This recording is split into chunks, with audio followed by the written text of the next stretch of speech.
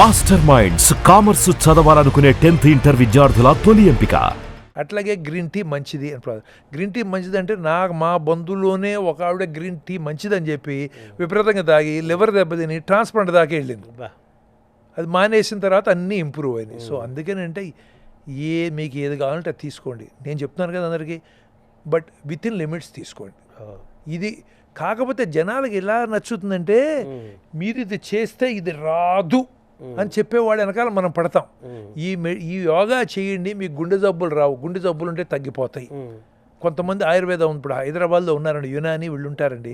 మీరు యాంజియోగ్రామ్ ఇవన్నీ నమ్మకండి, డాక్టర్ అలాగే చెప్తాడు బైపాస్ అని, మీరు దగ్గర తగ్గుతుందంటారు. ఎంతమంది చచ్చిపోతున్నారు, ఎంతమంది 10-20 తర్వాత. కొంతమందికి తగ్గచ్చు, ఒక 1%కి తగ్గచ్చు, 99% పీపుల్ సఫర్ ఇన్ దిస్. మేమేం చేస్తాము, ఎక్కువ మందికి ఏది పనికి వస్తుందనే దాన్ని మేము చెబుతాం తప్ప. ఇప్పుడు నేను ఆపరేషన్ చేస్తున్నానండి, కొంతమంది చనిపోతారండి వాళ్ళు. కొంతమంది నేను ఆపరేషన్ చేయకపోతే బ్రతుకుతారు, బట్ నేను ఆపరేషన్ చేయకపోతే 100లో 70 మంది చనిపోతారు. ఆపరేషన్ చేస్తే 96-97 మంది అవుతారు, 3-4 చనిపోతారు. ఆ 3-4 నేను చేయకపోతే బ్రతకచాలి. నాకు ఎట్లా తెలుస్తుంది? అవును. So I can only practice what is good for the majority. On the way we lose some people. అదే కదా మన స్టాటిస్టిక్స్, అదే కదా అదే కదా, అంతే చేయగలను తప్పితే నేను దేవుని కాదు కదా. Experiment based. ఇప్పుడు ఇవన్నీ ఎవిడెన్స్ బేస్డ్ అంటాం, ఉన్న ఎవిడెన్స్లో చేస్తాం. దానికి కొంతమంది చనిపోతారు. కారు మంచిది, ఇక్కడి నుంచి ఇంటికి వెళ్ళడం ఫాస్ట్గా వెళ్తాను, కారు యాక్సిడెంట్లో చనిపోతున్నారు. కారు వాడద్దంటే ఎటు కుదురుతుంది? కరెక్ట్. అట్లా ఇవన్నీ కూడానండి. మేనంటే బ్లాక్ చాక్లెట్ మంచిదని ఇలాంటి వస్తాయి. కొంతమంది చాక్లెట్ తింటే అది డేంజర్. కాబట్టి ఏంటంటే ఈ యోగా వాళ్ళు ఉన్నారు, టీచర్స్ చెప్తారు, రాత్రిపూట వాళ్ళు వచ్చి యాంజియోప్లాస్టీలు అన్నీ చేయించుకుంటారు, ట్రీట్మెంట్లు తీసుకుంటారు డాక్టర్ దగ్గర. పాపం మామూలు జనానికి తెలియదు అవన్నీ. అవన్నీ మేము చెప్పలేము. యోగా మాస్టర్లు వచ్చి సైలెంట్గా వచ్చి చేయించుకుని వెళ్తారు. మరి వాళ్ళ కింద కొన్ని వేలు లక్షలు ఫాలో అవుతారు, వాళ్ళు దానికి బలి అవుతారు. ఇప్పుడు జనాలకు అదే ఇష్టం. గొర్రె కషాయ వాడిని నమ్ముతుందని ఊరిని అన్నారా తెలుగులో? అవునవును, అనలేదు కదా. అందుకని ఇలాంటివి జరుగుతాయి. కాబట్టి అవన్నీ నమ్మద్దు.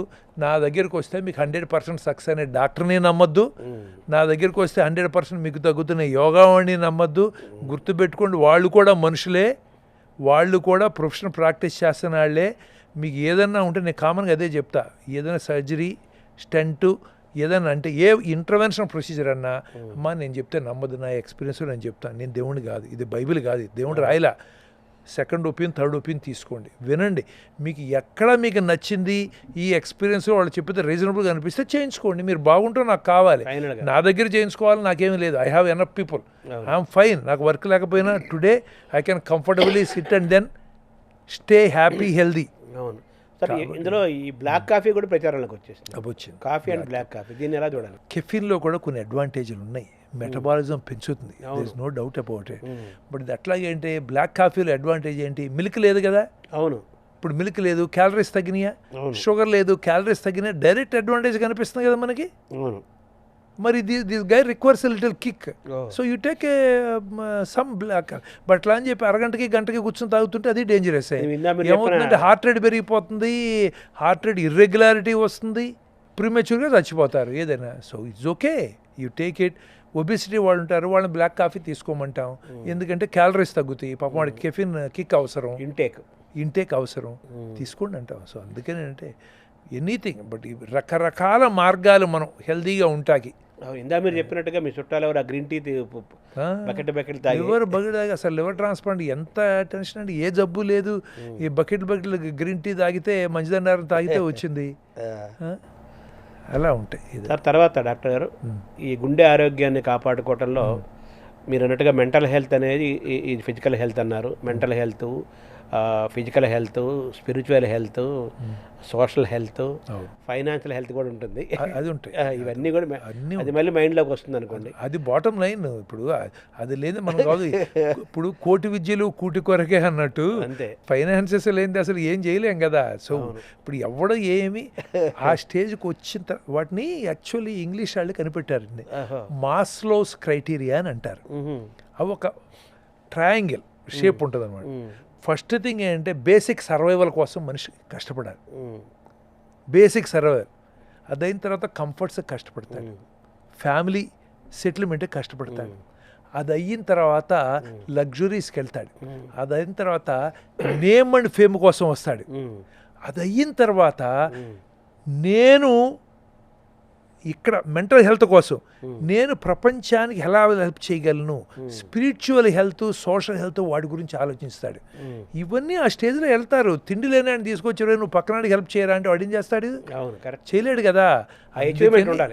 అందుకని ఇటు మాస్లోస్ క్రైటీరియా అంటారనమాట.